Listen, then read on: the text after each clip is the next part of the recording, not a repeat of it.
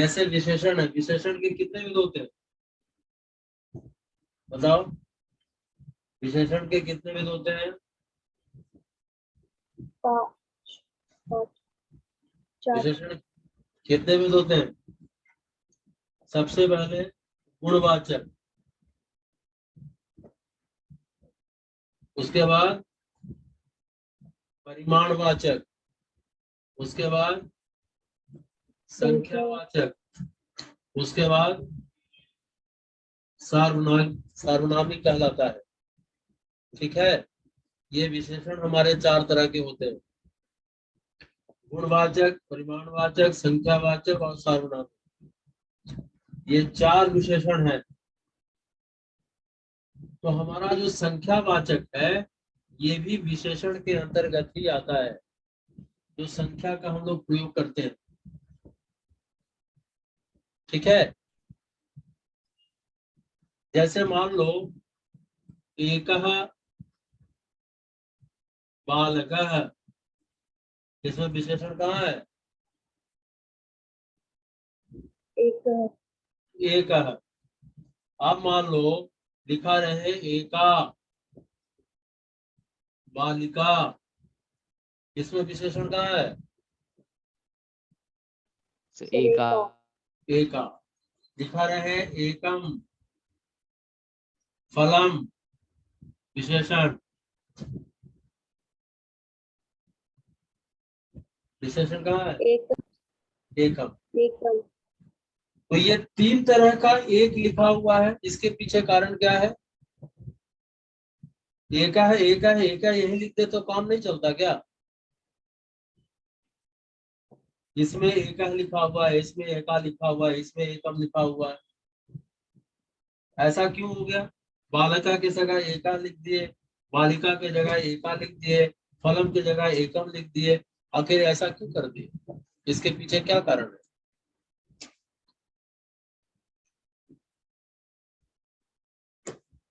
बताओ? इसके पीछे क्या कारण है, कोई बता सकता है?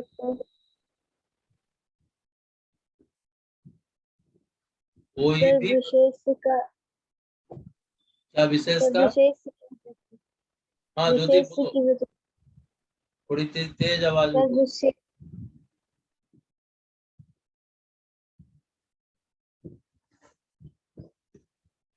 तेज आवाज में बोलो थोड़ा।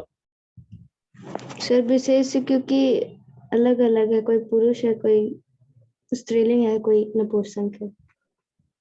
इससे बेटा यही साबित होता है कि संस्कृत में जैसा विशेष होगा वैसा ही विशेषण होगा, यानी कि संख्या जो हमारी चलती है वो तीनों लिंगों में चलती है। 1 से लेकर 4 तक की जो संख्याएं हैं ये तीनों लिंगों में चलते हैं। जैसे मान लो कि एक, यहाँ मैंने लिख दिया पुल्लिंग, यहाँ लिख दिया यहाँ स्त्रीलिंग, यहाँ लिख दिया नपुंसक लिंग, ठीक है ना? नपुंसक लिंग लिख दिया। एक संख्या हमको बताना है तो पुल्लिंग के लिए होता है एकः, स्त्रीलिंग के लिए होता है एका, नपुंसक लिंग के लिए होता है एकम। उसी तरह से 2 संख्या पुल्लिंग में होता है द्वौ, इसमें होगा द्वे, इसमें होगा द्वे। उसी तरह से 3 की संख्या, 3 की संख्या में पुल्लिंग में कहलाता है त्रयः, तिस्रः,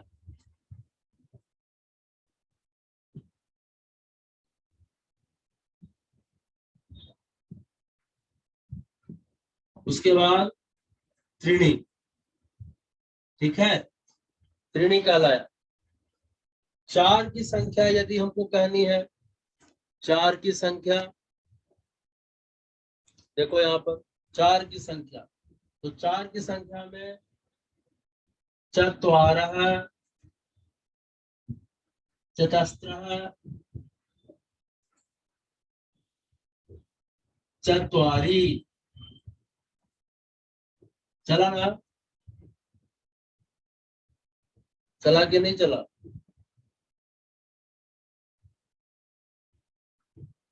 इन्हीं कारणों से ही मैंने वहां पर लिखा था एकः बालकः एका बालिका एकम फलम, यानी कि सब लिंगों में अलग अलग चलते हैं,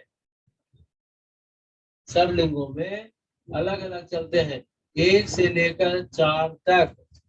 लेकिन 1 से लेकर 4 तक में ही चलेंगे, बाकी में यदि 5 आएगा, 6 आएगा, 7 आएगा तो एक जैसे ही चलते हैं, उसमें न स्त्रीलिंग होगा न पुल्लिंग होगा। लेकिन 1 से लेकर 4 तक की जो संख्याएं होती है उनमें एक का पुल्लिंग में एका, स्त्रीलिंग में एका, नपुंसक लिंग में एकम। ये लिख सकते हो तो लिख लो,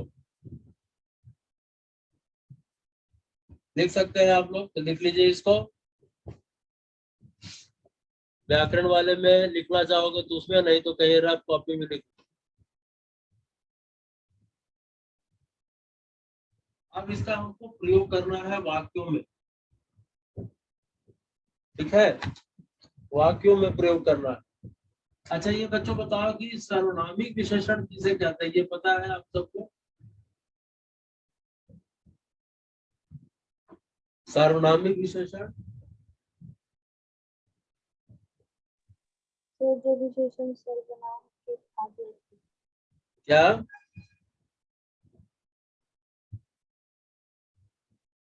चलो इसको पहले हम बताते हैं, उसके बाद सर्वनामिक बताएंगे। जैसे संख्या का हमको प्रयोग करना है, मान लो कि यहाँ पर लिखा हुआ है एका, तो इसमें जब भी लगाएंगे तो हम लोग पुल्लिंग का ही लगाएंगे।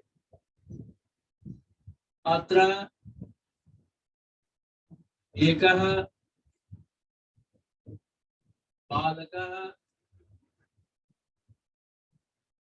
क्रीडति, यहाँ एक लड़का खेल रहा है। उसी तरह से एका का हम लोग जब भी लगाएंगे तो स्त्रीलिंग में ही लगाएंगे। अत्र एका बालिका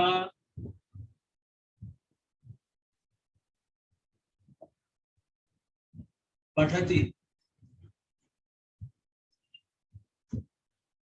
उसी तरह से एकम, एकम का जब भी प्रयोग करेंगे तो हम लोग नपुंसक लिंग में ही करेंगे। जैसे अत्र एकम फलम अस्ति, एक का प्रयोग हो गया, तो यानी कि इसमें विशेषण कौन है और विशेष कौन है?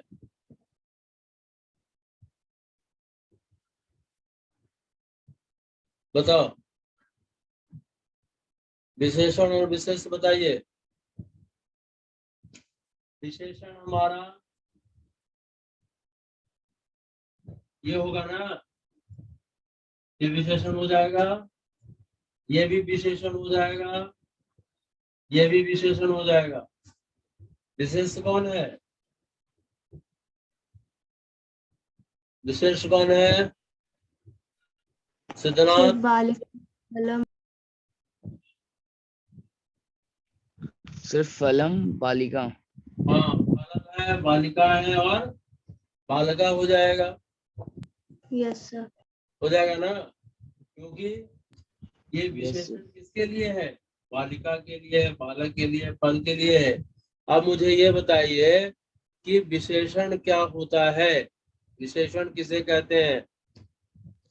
सर जो संज्ञा या सर्वनाम की विशेषता बताते हैं उसे संज्ञा विशेषण या कहते हैं। सर्वनाम की विशेषता बताए वो विशेषण है, और विशेष जो विशेषण की विशेषता। देख बेटा, ये एग्जाम को फिर से हम बता रहे हैं, इसको बता देते हैं।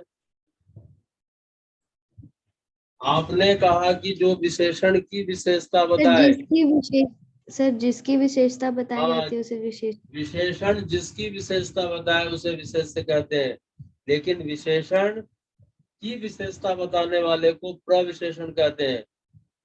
विशेषण की विशेषता बताने वाले को प्रविशेषण कहा जाता है। देखो एक आता है प्रविशेषण, प्रविशेषण, प्रविशेषण आया। तो प्रविशेषण जो है ये विशेषण की विशेषता बताता है। जैसे सह,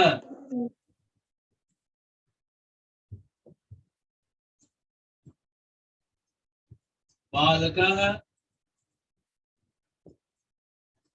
अति सुंदरः अस्ति। अब इस वाक्य में विशेषण कौन है?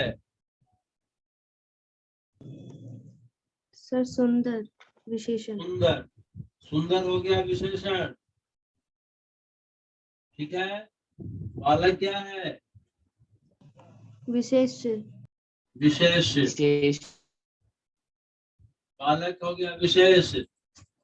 और अति क्या हो गया? प्रविशेषण। प्रविशेषण। क्यों? क्योंकि ये विशेषण की विशेषता बता रहा है। क्योंकि विशेषण की विशेषता बताया। वाक्य का यदि हम विश्लेषण करें तो वाक्य की विश्लेषण में ये कहा है कि वह लड़का, यानी कि वह कौन? लड़का। लड़का कैसा है? तो सुंदर है। तो सुंदर में भी कैसा है? तो अति सुंदर है, ठीक है ना? होगा कि नहीं होगा? तो इसको कहते हैं प्रविशेषण, यानी कि विशेषण की विशेषता बताने वाले को प्रविशेषण कहते हैं। लेकिन विशेषण और विशेष दोनों में अंतर ये है कि विशेषण संज्ञा या सर्वनाम की विशेषता बताता है, उसे विशेषण कहते हैं। संज्ञा या सर्वनाम की विशेषता बताने वाले को विशेषण कहते हैं। तो यानी कि संज्ञा सर्वनाम भी हमारा विशेष्य होगा, ऐसे हम लोग समझेंगे सीधे तौर से, इसमें कोई कंफ्यूजन ना हो। जैसे हम लोगों ने डिफिनेशन बताया ना विशेषण का, कि संज्ञा या सर्वनाम की विशेषता बताने वाले को विशेषण कहते हैं।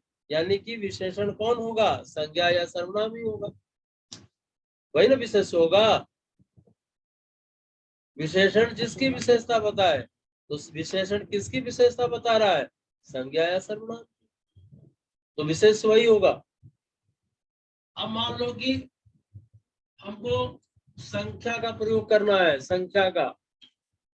तो यहाँ पर मान लो कि मैंने लिख दिया, ब्लैंक स्पेस कर दिया और लिख दिया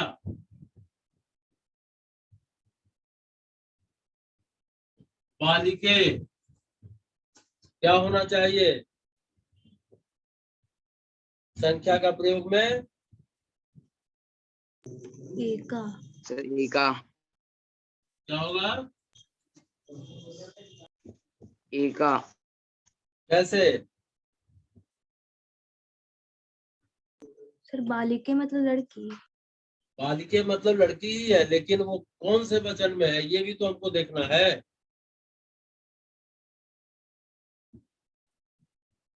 कौन से वचन में है ये भी तो हम देखेंगे।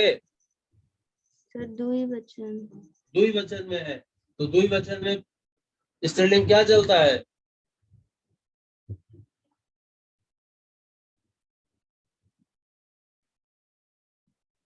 अभी लिखकर बताए थे ना बेटा।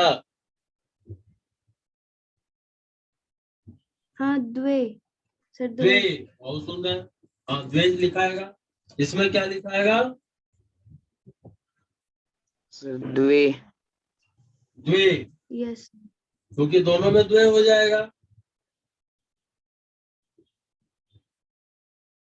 होगा कि नहीं होगा?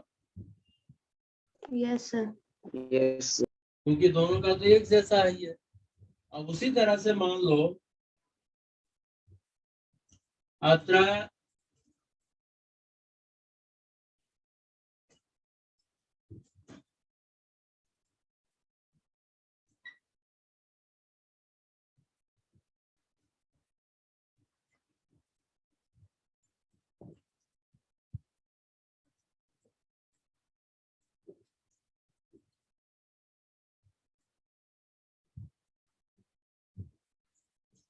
अब इसमें हमको बहुवचन का प्रयोग करना है। कहाँ नाम को प्रयोग करना है। सर त्रीनी, ये दोनों में 3 का प्रयोग करना है। अब बताओ कि क्या लिखाएगा दोनों में? सर त्रीनी। सर त्रीनी, है त्रीनी। तेज बोलो, तेज। सर त्रीनी। सर त्रिणी, त्रीनी, त्रीण नहीं, त्रिणी। त्रिणी दोनों में हो जाएगा। क्यों हो जाएगा दोनों में? क्योंकि ये क्योंकि बहुवचन है। क्योंकि बहुवचन नपुंसकलिंग है दोनों। वाहनानी भी आता है, वाहनम शब्द होता है, शब्द क्या होता है? वाहनम। ठीक है। और फलानी, ये दोनों नपुंसकलिंग में है, इसलिए दोनों में त्रिणी हो जाएगा। मिटा रहे हैं? Yes sir. मान लो कि रहे मामा विद्यालय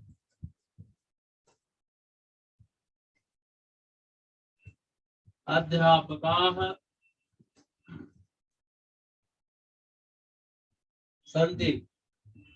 अब मान लो कि यहाँ पर है दिया हुआ है 20। 20 का प्रयोग करना है, तो क्या हम लिखेंगे? विशंति। क्या लिखेंगे? सर विशंति। विशंति नहीं होता है बेटा, विंसति होता है। विंसति। देखो ऊपर में अनुस्वार है ना, विंसति।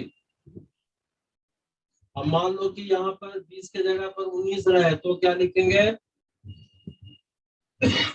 एकोण विंशति, एकोण विंसति। एकोण विंसति।